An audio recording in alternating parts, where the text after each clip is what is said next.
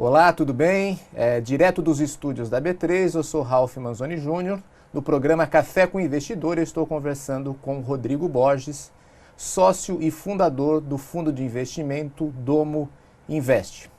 Rodrigo, no primeiro bloco a gente conversou sobre o que é um fundo de Venture Capital e como você investe os recursos que tem para se investir. Eu queria saber agora mais especificamente assim, como que você escolhe as empresas nas quais investe. Eu chego a dizer que assim, o relacionamento entre um empreendedor e um fundo de Venture Capital é quase como uma espécie de casamento. Tem alguma receita para que essa relação dê certo? Perfeito. Acho que a relação são dois pontos, né? A escolha e a convivência, a gestão que a gente chama do lado do investidor, a gestão do portfólio, né? Vamos falar mais da escolha aqui, que no final acho que é muito importante e, de certa forma, escolher bem ajuda a segunda parte a ser bem sucedida. E é realmente um casamento, né? Você passa a ser sócio daqueles empreendedores, daquela empresa e quer o sucesso daquela empresa tão quanto os empreendedores. Então, você realmente se envolve no dia a dia das empresas. Quando a gente olha uma startup, acho que aí tem duas coisas, né? Tem um ponto que é a questão relativa, né? Então, a gente olha muitas empresas. Então, às vezes você olha uma startup e você fica apaixonado por ela. Nossa, é incrível, esse negócio faz muito sentido, esses empreendedores são bons e tal. Mas quem são os concorrentes dele? E daí você olha mais 5 empresas. Você fala, não, mas aquela era boa, mas daqui é muito melhor. Então, tem essa questão relativa. Na hora que você começa a olhar algumas startups, é um negócio relativo, você começa a comparar, né? Não existe certo ou errado, não existe uma verdade absoluta, mas o relativo é importante. E você entende, realmente isso daqui está melhor, se destaca. E não necessariamente a questão de valuation, preço que você vai pagar em investimento, é proporcional ao sucesso da startup, até onde ela chegou, e à capacidade dos empreendedores. Na avaliação das startups, a gente tem de olhar muita coisa, mas de forma macro, é entender o timing. É um momento certo de se fazer esse investimento, porque existem algumas ondas e o mercado está preparado ou não para aquele tipo de produto, né? Então você pode falar um exemplo disso. A própria Apple errou nisso. Se voltar a Apple lá atrás, ela lançou um Newton. O Newton Sim, era verdade. um handheld, né? Era um tablet. E quando o Steve Jobs voltou para a empresa em 97, uma das primeiras coisas que ele fez foi acabar com o Newton. Acabar com o Newton. Então, assim, é normal ter uma startup que está antes do tempo. No longo prazo, depois de lançar um iPhone, fez muito sucesso, mas no momento não fazia tanto sentido. Então, a startup pode estar antes do tempo. Ou alguma coisa que já passou do tempo, né? Então, já existem alguns players no mercado ou alguns modelos que já foram testados e não foram bem sucedidos, e ela vai tentar entrar de novo nesse mercado e não faz tanto sentido. Desculpa, Lógico. e qual que é o papel dos empreendedores? O que você olha nos empreendedores que faz com que você invista na startup? Perfeito. O fator empreendedor, quem está por trás do negócio, quem está executando aquilo, é muito importante. Porque pode ser uma ideia boa, um modelo de negócio bom, o momento certo, tem um potencial de saída grande, são outras coisas que a gente olha, né? Porque a gente entra na empresa para sair. Mas se não tem alguém bom executando ali por trás, não faz sentido.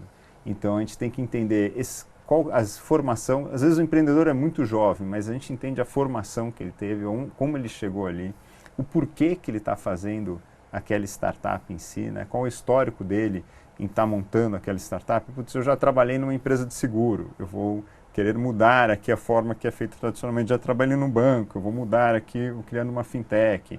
Então a gente entende esse histórico dele, traz uma bagagem de conhecimento e uma visão nova para aquele mercado. A complementariedade do time é muito importante.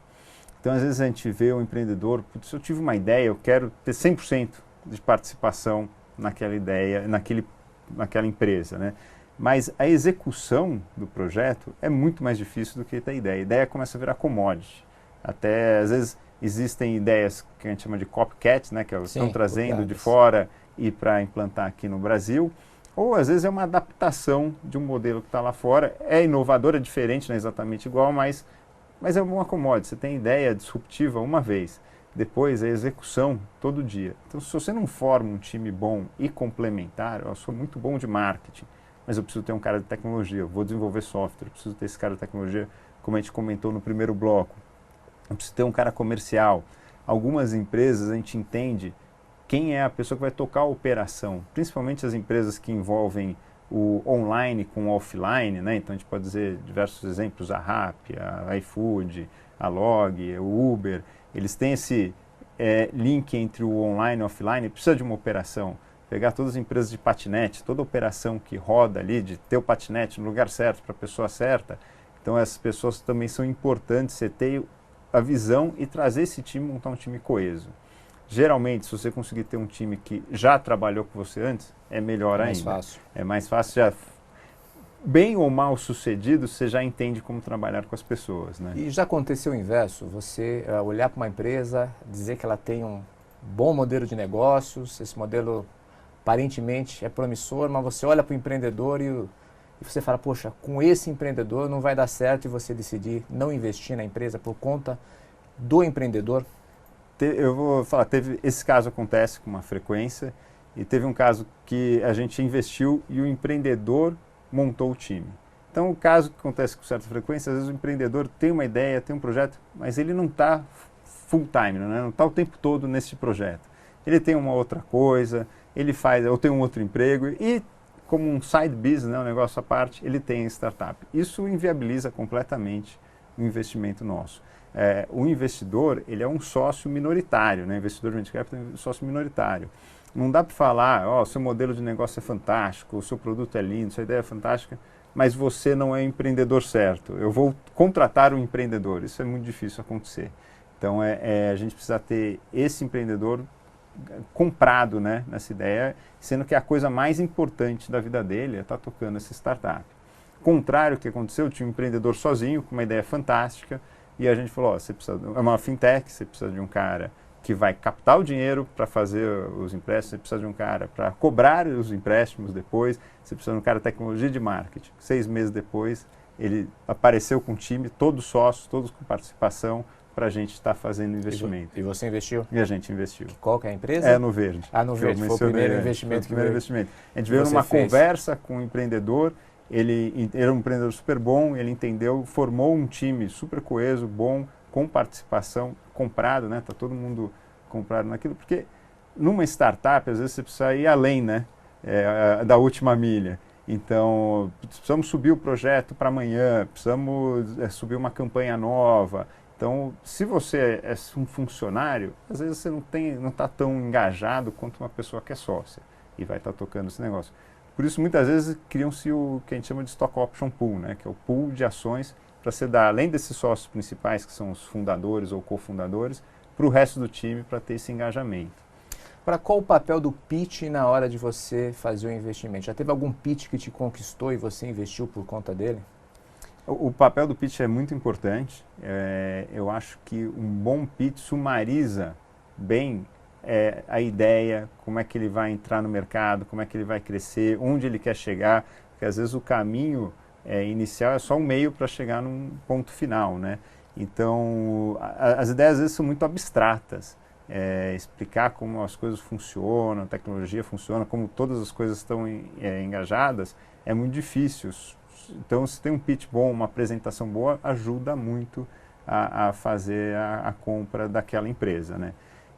Acho que a maioria das empresas que a gente investiu tinha um pitch bom. Não foi só por causa do pitch que a gente, fiquei apaixonado e vou decidir investir, mas teve um bom pitch, uma boa venda, porque a capacidade do empreendedor atrair capital, se vender, né, se vender bem, vender o negócio dele bem, é importante para uma startup, porque a gente entende que, de novo, a gente está financiando ele neste estágio. Ele vai precisar atrair capital nos próximos estágios, então essa capacidade dele se vender bem é muito importante. O que é um pitch bom para você? O pitch bom é um que mostra como as áreas vão se desenvolver, né? Então, primeiro, o modelo de negócio, a origem da startup, como as áreas dentro da empresa vão se desenvolver, os desafios que ele precisa resolver. E acho que um ponto importante que o empreendedor às vezes ele confunde um pouco, às vezes ele está muito preocupado quanto vale minha empresa. A gente como investidor está muito preocupado quanto ele precisa de dinheiro. Então ele precisa mostrar que ele começou no ponto A, tinha um plano e chegou no ponto B. Agora ele está conversando comigo e ele precisa de X milhões de reais para chegar no ponto C. Então, ele se provar que com o que ele tinha de dinheiro, ele chegou aqui, e o que ele precisa de dinheiro agora, ele vai chegar nesse outro ponto, é super importante para a gente. Um fundo de Venture Capital, ele não compra a foto, né, da startup, daquela empresa naquele momento. Ele está comprando esse filme e essa projeção de crescimento. Ela não pode, a empresa às vezes é pequena, é difícil crescer com pouco dinheiro. Mas se ela tem indicadores interessantes, que também é importante ter no pitch, e mostra essa capacidade de crescer quando a gente injeta dinheiro lá, aí é um motivo muito bom para a gente estar comprado e investindo na startup. Obrigado, Rodrigo. Obrigado. No terceiro bloco, a gente vai escolher uma startup na qual o Rodrigo Borges do Domo Invest investiu e vamos analisá-la a fundo.